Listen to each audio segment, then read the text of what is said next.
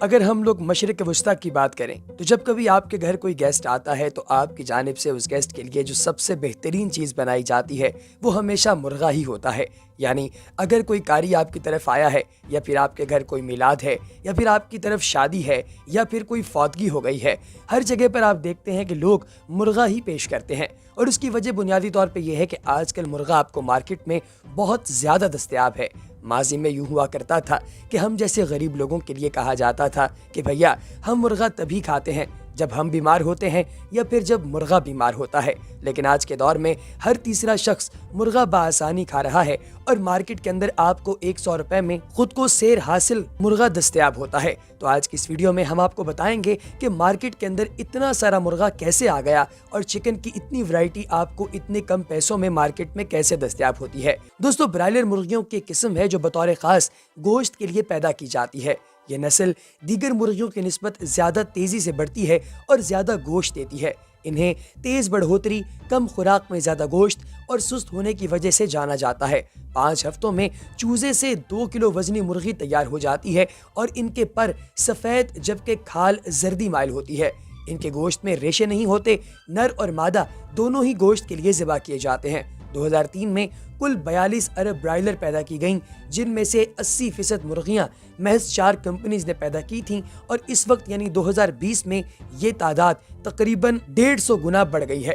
دوستو، اگر ہم بات کریں کہ یہ سارا پروسیس کس طرح کیا جاتا ہے تو سب سے پہلے سٹیپ میں انڈے اکٹھے کیے جاتے ہیں جو مختلف فارمز کے اندر موجود ہوتے ہیں. ان انڈوں کو نہایت احتیاط کے ساتھ اکٹھا کیا جاتا ہے اور اکٹھا کیے جانے کے بعد اسے ایک ایسی مشین کے اندر ڈالا جاتا ہے جو بیسیکلی سکینر مشین ہوتی ہے.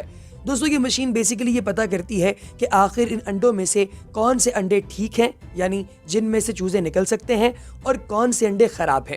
اب یہ سکینر مشین ان کی ہیٹ بیسس پہ اور ان کے انٹرنل کانٹینٹ کی بیس پر یہ ڈیسائیڈ کرتی ہے کہ ہم نے کن انڈوں کو رکھنا ہے اور کن انڈوں کو ویسٹ کرنا ہے. اب جو انڈے ٹھیک ہوتے ہیں وہ اگلے سٹیپ میں چلے جاتے ہیں اور جو خراب انڈے ہوتے ہیں انہیں ویسٹ کر دیا جاتا ہے.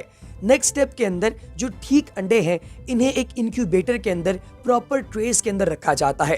ایک ٹرے کے اندر تقریباً 80 سے 100 انڈے ہوتے ہیں اور ان کا جو ریک ہوتا ہے اس میں تقریباً 10 ٹریز موجود ہوتی ہیں. ان سبھی ٹریز اور ریکس کو اکٹھا کر کے انکیوبیٹر کے اندر بند کر دیا جاتا ہے. انکیوبیٹر کا ٹیمپریچر 37 ڈگری سیلسیس رکھا جاتا ہے. دوستو، اس کے بعد تقریباً 21 دن کے لیے انہیں چھوڑ دیا جاتا ہے اور 21 دن کے بعد ان انڈوں سے پراپر چوزے نکل آتے ہیں. ان چوزوں کو یہاں سے نکال کر اس کے بعد ان کو نر اور مادہ کی کیٹیگری کے اندر ڈیوائیڈ کیا جاتا ہے کہ میل کون سے ہیں اور فیمیل چوزے کون سے ہیں. دوستو، ان چوزوں کو الگ الگ ملٹیپل فارمز کے اندر ڈال دیا جاتا ہے. اب فارمز 2 طرح کے ہوتے ہیں. ایک فارم تو وہ ہوتا ہے جو بہت ہی ایڈوانس اور جدید ہوتا ہے، جس کے اندر پراپر نوزل کے ذریعے فیڈنگ کی جاتی ہے. پراپر فیڈ اور پانی ان تمام چوزوں کو دیا جاتا ہے تاکہ یہ چوزے اپنی خوراک بھی حاصل کر سکیں اور خوراک کا ضیاع بھی نہ ہو. اس کے علاوہ جس فرش پر انہیں رکھا جاتا ہے اس فرش کے اوپر لکڑی کا گدا ڈال دیا جاتا ہے جو کہ اس کی رگڑائی کے نتیجے میں نکلتا ہے تاکہ ان مرغیوں کا جتنا بھی فضلہ ہو وہ اس کے اندر جذب ہو جائے اور ان چوزوں کو کسی قسم کا کوئی انفیکشن نہ ہو.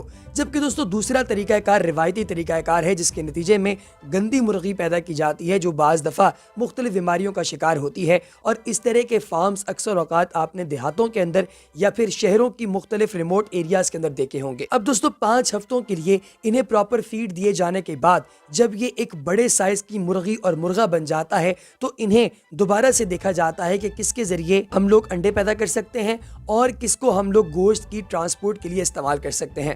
وہ تمام مرغیاں جو کہ فرٹل ہوتی ہیں اور انڈے دے سکتی ہیں ان مرغیوں کو سالانہ بنیادوں پر انڈے حاصل کرنے کے لیے استعمال کیا جاتا ہے اور ایک خاص وقت کے بعد انہیں ذبح کر دیا جاتا ہے.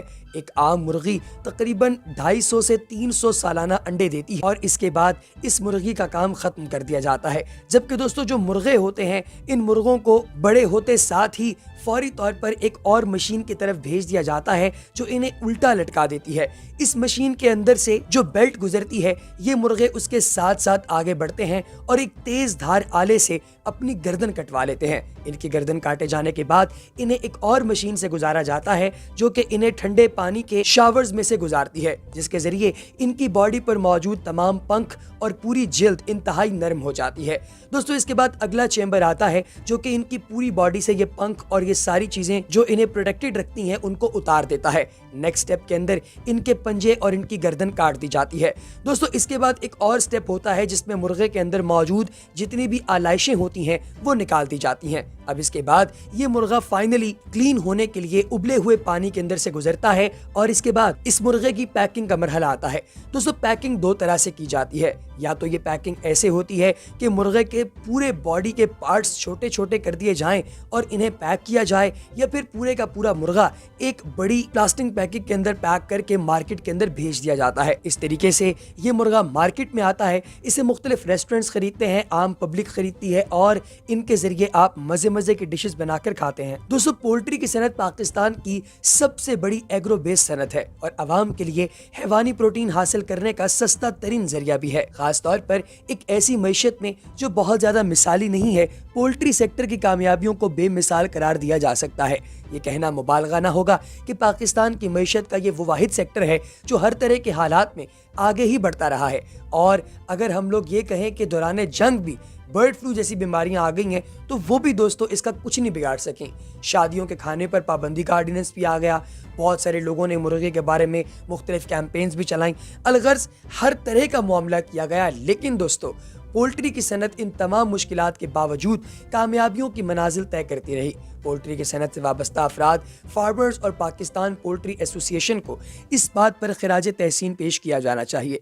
दोस्तों पोल्ट्री सेक्टर को आमतौर पर फीड की तैयारी के हवाले से मुख्तलिफ किस्म के मुतज़ाद सवालात का सामना रहता है और फीड की तैयारी के मुख्तलिफ मराहिल से नावाकफियत के बावजूद चंद लोगों की जानिब से इसके बारे में बात की जाती है। इसलिए हम अपने दोस्तों को बताना चाहते हैं कि पोल्ट्री फीड में इस्तेमाल होने वाले अज्जा 60% से ज़्यादा ज़रूरी अजनास पर मुश्तमिल होते हैं, जिनके मयार को फैक्ट्री में दाखिल होने से पहले लेबॉर्ट्री की मदद से जांचा जाता है।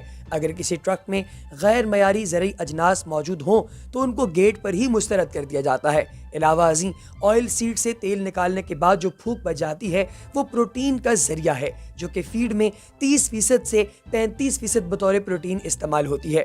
इसके अलावा दोस्तों मोलेसिस जो कि शुगर मिलों की बाय प्रोडक्ट होती है उसको भी इस्तेमाल किया जाता है जो कि अमूमी तौर पे गन्ने वगैरह से निकलती है। ये तमाम चीज़ें इकट्ठी करके ऐसी फीड बनाई जाती है जो कि प्रॉपर फार्मूले के तहत हाइब्रिड मुर्गी को दी जाती है। फिर उसके बाद इसकी जिस्म में इजाफा होता है और आप तक प्रोटीन का ये सबसे सस्ता सोर्स पहुंच जाता है। तो दोस्तों आपको कैसी लगी हमारी आज की वीडियो कमेंट सेक्शन में बताना हरगिज ना भूलिएगा। अगली वीडियो तक दीजिए इजाजत। अल्लाह हाफ़िज़।